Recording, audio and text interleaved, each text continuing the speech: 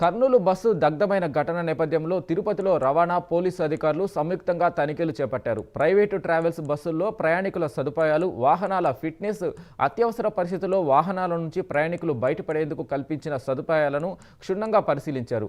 ముఖ్యంగా private travels బస్సులన్నీ ఇతర రాష్ట్రంలో రిజిస్ట్రేషన్ చేసుకుని అక్కడి రవాణా శాఖ నిబంధనల ప్రకారం ప్రయాణికులకు సదుపాయాలు కల్పించబడ్డాయి.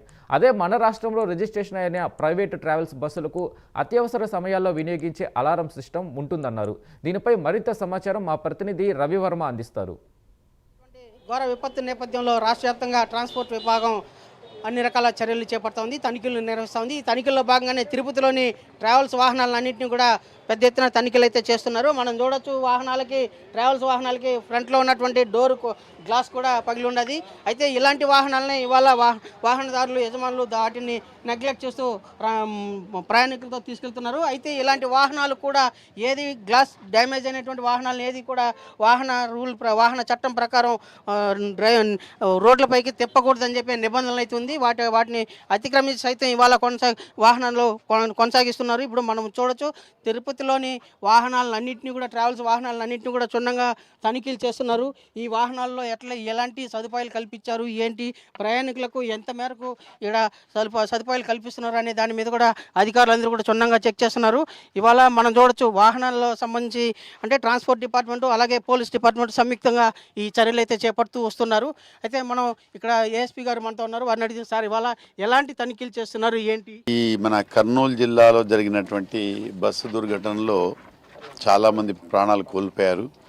ఆ సందర్భంగా అధికారుల ఉత్తర్వుల మేరకు ఈరోజు రవాణా శాఖ ప్లస్ పోలీస్ శాఖ సంయుక్తంగా ఆర్టీసీ బస్సులు అంటే ఈ ప్రైవేట్ బస్సుల యొక్క ఫిట్నెస్ కానీ, ప్రైవేట్ బస్సులకు రికార్డ్స్ ప్రాపర్గా ఉన్నాయా లేవా అని కానీ, ఉండాల్సినటువంటి ఉన్నాయా లేవా అనేటువంటి దాని మీద చెక్ చేస్తున్నాము. అయితే మేము దీంట్లో అన్నిటికంటే ముఖ్యం ఏమంటే ప్రయాణికులకు కూడా అవేర్నెస్ ప్రోగ్రామ్ క్రియేట్ చేయాలి. ఎందుకంటే ఏ బస్సు అయినా కూడా హైడ్రాలిక్ సిస్టమ్ మీద పనిచేస్తుంది. ఒక్కసారి బస్సు స్టార్ట్ అయిందంటే మెయిన్ డోర్ క్లోజ్ అవుతుంది హైడ్రాలిక్ సిస్టమ్ మీద. సో ఈ మానవుడు లాగినా కూడా రాదు.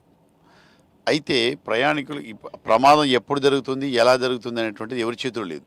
సో ప్రమాదం జరిగినప్పుడు ప్రయాణికులు కూడా తీసుకోవాల్సిన జాగ్రత్తలు ఏంటి అనే దాని మీద అవేర్నెస్ క్రియేట్ చేయాలి. అయితే ప్రతి బస్సుకు ఎక్కడ చూడు మినిమం 3-4 ఎమర్జెన్సీ ఎగ్జిట్స్ ఉంటాయి. బస్సు యొక్క కెపాసిటీ ఎంత ఉంటుంది? 35-36 ఉంటుంది కెపాసిటీ ఉంటుంది. సో 4 ఎమర్జెన్సీ ఎగ్జిట్స్లో 4-9-36 ఒకవేళ పోవాలనుకుంటే 9 మంది ఆ క్షణంలో దిగిపోవడం పెద్ద ప్రాబ్లం ఏం కాదు, ఒకవేళ ప్రమాదం జరిగినా కూడా. అయితే వాళ్ళకు అవేర్నెస్ క్రియేట్ చేయాలి. మీరు చూడండి, మీరు ఇక్కడ చూస్తుంటే మీకు తెలుస్తుంది. చూడండి, అక్కడ ఒక హ్యామర్ ఉంది, ఇక్కడ ఒక హ్యామర్ ఉంది. ఈ హ్యామర్ని అలా తడితే మనం ఇలా కొడితే పగిలిపోదు, దాంతో తడితే పగిలిపోద్ది. అలా అక్కడ కూడా ఉంది చూడండి, ప్రతి ఆ సీటుకు.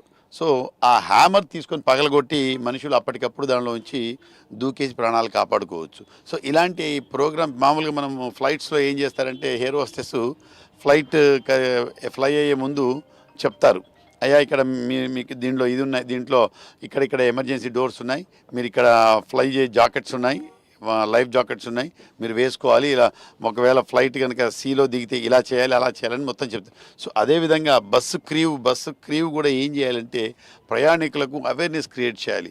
ఎందుకంటే అయ్యా పలానా చోట ఎమర్జెన్సీ డోర్ ఉంది, పలానా చోట ప్రతి సీటు దగ్గర ఒక హ్యామర్ ఉంది, హ్యామర్తో పగలగొట్టుకోండి, ఏదైనా జరిగితే ఇమ్మీడియట్గా ప్రాణాలు కాపాడుకునే అవకాశం ఉంటుందని క్రియేట్ చేయాలి. ఏదైనా ఎమర్జెన్సీ వచ్చినప్పుడు మనకు ఇక్కడ ఏమైనా ఉన్నాయా, దానికి సంబంధించినటువంటి వస్తు సామాగ్రి కానీ దానికి సంబంధించి ఏమైనా ఉన్నాయా లేవని చూస్తున్నాము.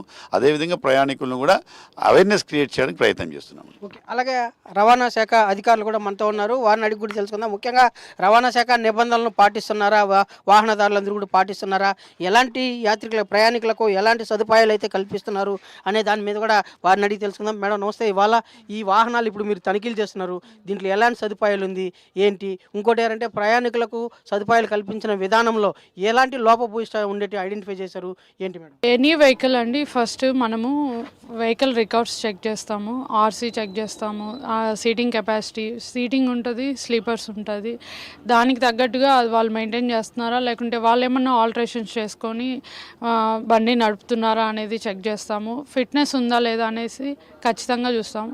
ఇవి సీసీ బస్సెస్ అన్నిటికీ, కాంట్రాక్ట్ క్యారేజ్ బస్సెస్ అన్నీ ఖచ్చితంగా ఆల్ ఇండియా పర్మిట్స్ అనేవి తీసుకున్నాయా లేదా.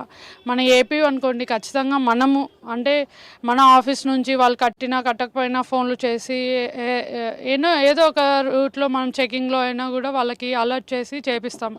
కానీ అదర్ స్టేట్ వెహికల్స్ మనము చెక్ చేసేటప్పుడు మాత్రమే మనకు దొరుకుతాయి అవి. సో అప్పుడు ఖచ్చితంగా మనం చెక్ చేస్తున్నాము అవి. ముఖ్యంగా ఆర్సీ, ఫిట్నెస్, పర్మిట్ ఉందా లేదా అనేది ఆన్ రికార్డ్స్ చెక్ చేస్తాము. లోపల ఎంటర్ అయిన తర్వాత ఇద్దరు డ్రైవర్స్ ఉన్నారా లేదా వాళ్ళ లైసెన్స్ చెక్ చేస్తాము. ఇద్దరికి హెవీ లైసెన్స్ ఉందా లేదా అనేది మెయిన్గా చెక్ చేస్తామండి. సీటింగ్ కెపాసిటీని చూసుకుంటాము. సీట్స్ ఎవరెవరు ఉన్నారు అంటే మీన్స్ వాళ్ళ పేర్లతో సహా వాళ్ళ లిస్ట్ అంతా మేము ఒకసారి చెక్ చేస్తామన్నమాట. విత్ నేమ్ లిస్ట్తో సహా వాళ్ళ అడ్రస్ అన్నీ ఉన్నాయా లేవా అనేది చెక్ చేస్తాము. డ్రైవర్ దగ్గర ఉంటుంది ఆ డీటెయిల్స్ అంతా, వాళ్ళ డీటెయిల్స్ అన్నీ చెక్ చేస్తాము.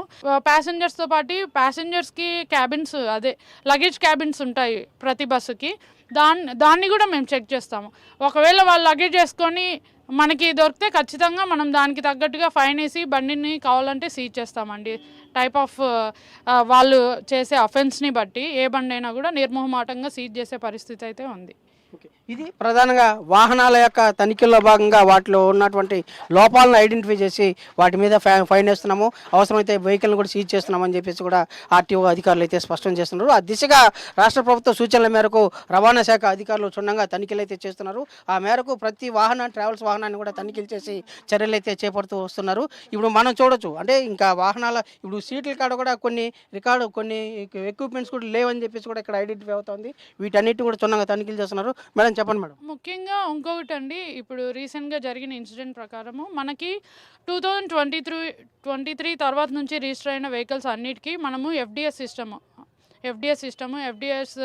అది అలారం సిస్టము, ఆ ప్రొటెక్షన్ అనేది ఉందా లేదా అనేది యాక్చువల్లీ ఇన్ ఏపీ ప్రతి బండిని మేము ఆపేసామన్నమాట. రిజిస్ట్రేషన్ కాకుండా ఆ సిస్టమ్ ఖచ్చితంగా వాళ్ళు చేసుకొని వస్తేనే మనం రిజిస్టర్ చేసాం. కానీ ఈ నాగాల్యాండ్ బండ్లు, ఇంకా అరుణాచల్ ప్రదేశ్, ఈ మిజోరాం, ఇక్కడ నుంచి అంటే అదర్ స్టేట్లో అంటే మనం కాదు కదా రిజిస్టర్ చేసేది, అక్కడ నుంచి వచ్చిన బస్సెస్కి ఆ సిస్టమ్ ఉందా లేదా, వాళ్ళు దానికి తగ్గట్టుగా ఉందా లేదా అనేదే మనం చెక్ చేయగలుగుతాం. కానీ మా రిజిస్ట్రేషన్లో అయితే మనం ఇంటర్ఫియరెన్స్ మన నుంచి ఉండదు కాబట్టి. బట్ ఇన్ ఏపీ ప్రతి బండిని మనం ఫస్టే రిజిస్టర్ కాకముందే అన్నీ మనకి మా ట్రాన్స్పోర్ట్ కమిషనర్ సార్ నుంచి మాకు ఆల్రెడీ ఇన్స్ట్రక్షన్స్ ఉన్నాయి, జీవో ఇచ్చున్నారు, మేము దాన్ని కరెక్ట్గా ఫాలో అయ్యి చేస్తున్నామని. ప్రధానంగా ఇప్పుడు రిజిస్ట్రేషన్ విధానంలో కూడా రాష్ట్రంలో అయితే ప్రత్యేకంగా చర్యలు అయితే చేపట్టింది రవాణా శాఖ. ముఖ్యంగా అలారం ప్రమాదం జరిగినప్పుడు వెంటనే అలారం ఇచ్చే సిస్టమ్ను కూడా క్రియేట్ చేసింది ఏపీ ప్రభుత్వము. ఆ దిశగా ఉంటేనే రాష్ట్రంలో వాహనాల రిజిస్ట్రేషన్ అయితే జరుగుతుంది. అయితే ఇతర రాష్ట్రాల్లో జరిగే వాహనాల రిజిస్ట్రేషన్లో అయితే ఇలాంటివి ఏమీ పొందుపరచడం లేదు కాబట్టి వాటిని కూడా పొందుపరిచేలా రాష్ట్ర ప్రభుత్వం చర్యలు అయితే చేపట్టేందుకు నిమగ్నమవుతోంది. ఆ దిశగా రాష్ట్ర ప్రభుత్వం అన్ని రకాల చర్యలు చేపట్టింది. ఇవాళ రాష్ట్ర వ్యాప్తంగా వాహనాల తనిఖీలు అయితే ముమ్మరంగా చేస్తున్నారు. భవిష్యత్తులో ఇలాంటి ప్రమాదాలు ఏవి జరగకుండా ఉండేందుకు అన్ని రకాల చర్యలు అయితే చేపడుతున్నామని చెప్పేసి రవాణా శాఖ అధికారులు అయితే స్పష్టం చేశారు. వీడియో జర్నలిస్ట్ రామకృష్ణతో రవి ప్రైమ్ 9 తిరుపతి.